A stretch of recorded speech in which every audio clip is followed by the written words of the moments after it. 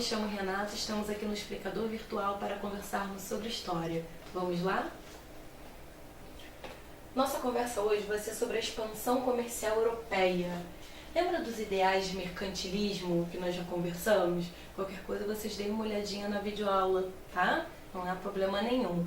Mas nós estamos falando sobre um período da Europa de mudanças tanto no âmbito político, com a centralização do poder na mão do rei, né? Antes o poder estava fragmentado na mão dos senhores feudais. Nós vimos com a crise do feudalismo que esse poder ele ficou muito enfraquecido e então apoiaram nobreza e burguesia a volta do rei, né? Eles apoiaram a centralização do poder na mão desse rei. Mudanças também no hábito econômico, e é isso que nós vamos falar agora. O mercantilismo, lembra do ressurgimento do comércio? Isso aí, substituindo qual atividade econômica que era predominante antes dessa mudança? Muito bem, a agricultura, né? A agricultura nos feudos. E aí, quando a crise feudal chegou e obrigou essas pessoas a saírem do campo em direção às cidades, eles tinham que se dedicar a outras atividades econômicas, como artesanato e principalmente o comércio. Gerou bastante lucros, como consequências do fim das cruzadas, que abriu novamente essa comunicação que já existia com os italianos, mas que se expandiu para as outras partes da Europa. Comunicação de quê, Renato? Comunicação do comércio, né? Expandindo essas rotas comerciais. Então, o mercantilismo, aquelas medidas que foi criada pelo rei, né? Por isso que eram medidas políticas e econômicas, para proteger o produto nacional, para estimular mais exportação e menos importação, tudo bem? Exportação quando eu envio para fora, quando eu vendo. Importação quando eu compro, quando eu trago de fora para dentro. Lucro eu obtenho quando eu exporto mais e importo menos. Lembra do metalismo? Que era o acúmulo de quê? Muito bem, metalismo vem de metal, o acúmulo dos metais preciosos. E era desse modo que o rei ele fazia, né, a riqueza do seu país prosperar. Só que olha só, como o rei ele obtinha a matéria-prima para esses produtos, como o rei poderia obter mercado consumidor, né, tanta concorrência, e como o rei poderia obter a exploração desses metais preciosos? Isso aí, pessoal, muito bem, através das colônias. Então, o que vai acontecer? As metrópoles, essas monarquias, né, europeias que se formaram, esses estados nacionais fortes, são os países que irão conquistar novas terras. Os que são conquistados são chamados de colônia, mas aqueles que conquistam, ou seja, essas monarquias fortes, serão chamadas de metrópole. Tudo bem? Então, olha só. Quando a gente fala de expansão comercial europeia, expansão quer dizer o quê? Expandir, aumentar, crescer. Mas não é uma expansão qualquer, é uma expansão comercial. Então eu quero expandir o meu comércio, eu quero expandir as minhas formas de lucrar com esse comércio, né? Então, quando eu falo de expansão comercial europeia, serão outros meios que o Estado vai ter que buscar para poder obter lucro. Uma vez que, pessoal, isso aí, os metais preciosos estavam esgotando. Quando você explora e você não dá tempo para a natureza se regenerar, o que vai acontecer? Vai esgotar e você vai ficar sem. Então, as minas, principalmente, né, das colônias da Espanha, elas estavam esgotando. Então, eles precisavam buscar outras formas de adquirir esses metais preciosos e principalmente expandir essas rotas comerciais. Então, o que vai favorecer a essa expansão comercial? Primeiro, né, que nós já falamos, a centralização do poder na mão do rei, que vai garantir mais autoridade, e o enriquecimento da burguesia. Isso aí a gente já conversou bastante. Por quê? Porque eles vão ajudar a financiar as viagens. E quando eu falo de viagem de expansão, eu estou falando de viagens terrestres, que já aconteciam, mas também viagens marítimas, ou seja, explorar as rotas comerciais marítimas, tá? Então, a burguesia vai ajudar a financiar essas viagens buscando os caminhos alternativos, ou seja, outras alternativas que não sejam somente as terrestres. E aí, pessoal, por que a Ásia? Porque a Ásia tem grandes comerciantes, como os indianos, como os japoneses, como os chineses, tá? Então, eram outros produtos que não eram encontrados com facilidade na Europa. E isso fazia com que esses produtos se valorizassem. E com isso eles iriam obter o quê? Muito bem, lucro. E os aperfeiçoamentos técnicos e estudos náuticos. Muitos instrumentos foram criados no período do Renascimento, o Renascimento cultural. Qualquer dúvida que vocês tiverem, dê uma olhadinha também na videoaula, tudo bem? Vamos dar continuidade. Então, pessoal, a expansão ultramarina, como nós também vamos chamar, né? Nós vamos ter um pioneiro, e será Portugal. E será que Portugal vai ser o pioneiro dessas expansões ultramarina? Expansão, lembrando novamente, para aumentar, tá? Ultramarina, porque vai ser além mar, tá? Vai ser por mar. E por que Portugal vai ser o primeiro? Portugal vai ter algumas características que vão favorecer a esse pioneirismo.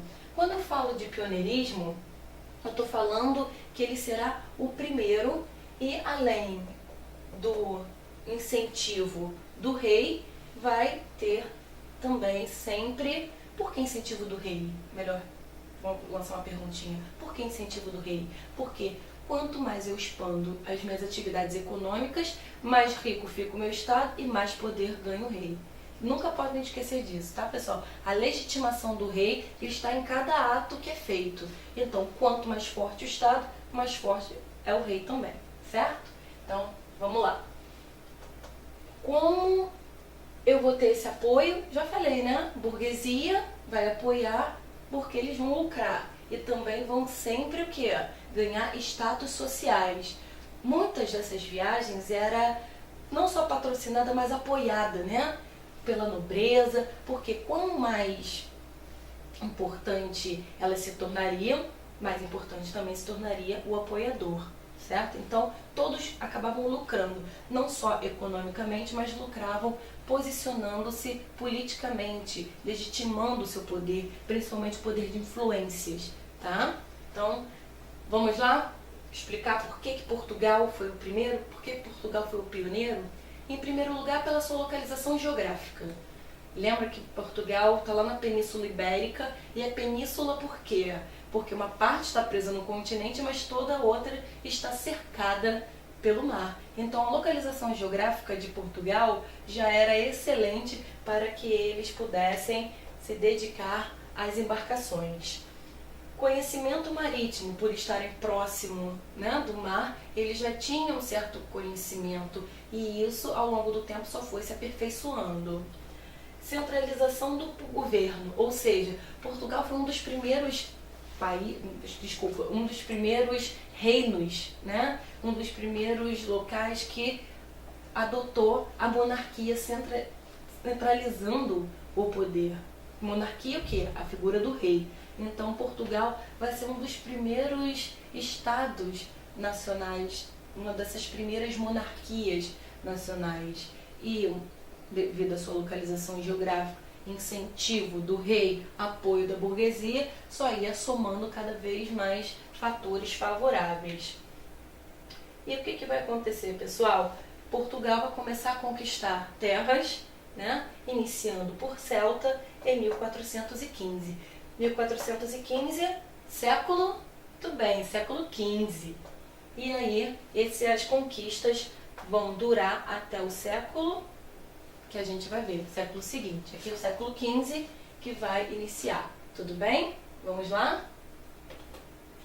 Pessoal, os portugueses do século XVI, eles acabaram dominando a Índia. Lembra que eles estavam sempre indo para...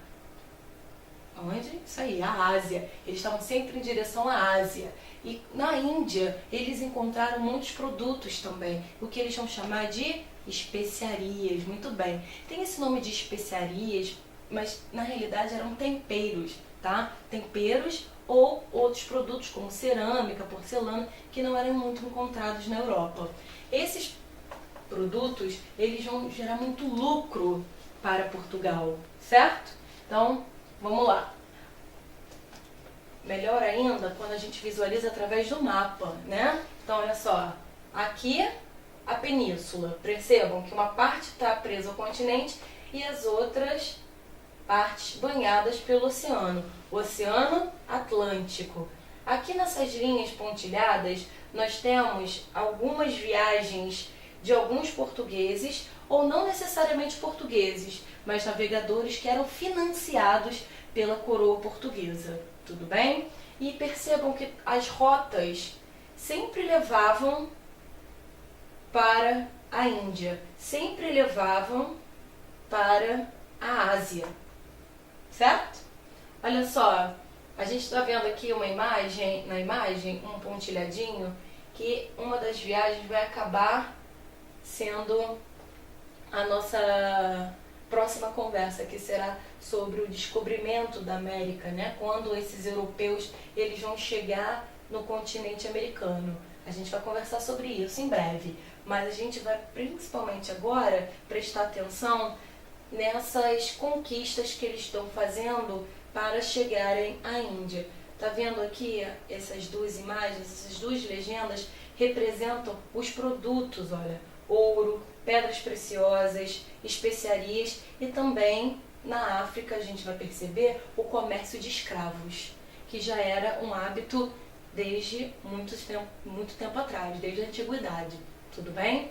Então, percebam aqui que ao longo do caminho, olha, Cabo Pujador, Cabo das Tormentas, os portugueses, eles acabavam criando algumas sedes, né, que eram os locais que eles chamavam de feitorias, onde eles depositavam a sua mercadoria para poder seguir viagem. E eram os pontos que eles paravam durante esse caminho. Percebam que não é uma viagem pequena, é uma viagem longa, eles contornavam praticamente a África. Então muitos navios no início foram e não regressaram, né? Eles demoraram muitos meses para poder regressar, então eles precisavam parar. E quando eles paravam nessas cidades conquistadas pelos portugueses, porque eles poderiam parar sem ter nenhum tipo de prejuízo, sem ter que pagar nenhum tipo de tributo, ou seja, imposto. Tudo bem? Então, vamos lá, pessoal, fazer um exercício só para que a gente possa fixar essas nossas informações. O primeiro é bem simples. Quais os fatores propiciaram a expansão marítima portuguesa? Tá facinho, né? A gente viu no mapa o quê? Isso aí, a localização geográfica. Se eu tenho uma localização geográfica que me permite estar próximo ao mar, logo eu vou ter o quê? Conhecimento. Mas lembra também que Portugal teve uma característica na sua formação como monarquia nacional? Muito bem, foi o primeiro, um dos primeiros. Então, ele já tinha centralização do poder bem definido, já tinha incentivo da burguesia ou de outras pessoas pertencentes à sociedade, tinha uma localização geográfica favorável, conhecimentos marítimos. Olha quantas! Aí nós podemos escolher, né? Eu coloquei lá, localização geográfica, conhecimento marítimo e centralização do governo. Certo? Vamos lá fazer outra? Qual papel os portugueses tiveram no Oriente? Isso é fácil, né? Se a nossa matéria é expansão comercial, o que eles queriam no Oriente? Eles queriam comercializar. Comercializar com os indianos, queriam comercializar com os japoneses, os chineses. Lembra que os japoneses e os chineses já tinham um comércio desenvolvido. Qualquer coisa, dê uma olhadinha também na videoaula falando sobre China e Japão. Tudo bem? Vamos lá ver se está certinho? Isso aí, olha, eles mantiveram bastantes intensas relações comerciais, né? Tanto os chineses, japoneses, e eu ainda incluiria aí os indianos. Tudo bem, pessoal? Qualquer dúvida que tiverem, é só revisar as videoaulas. Até mais!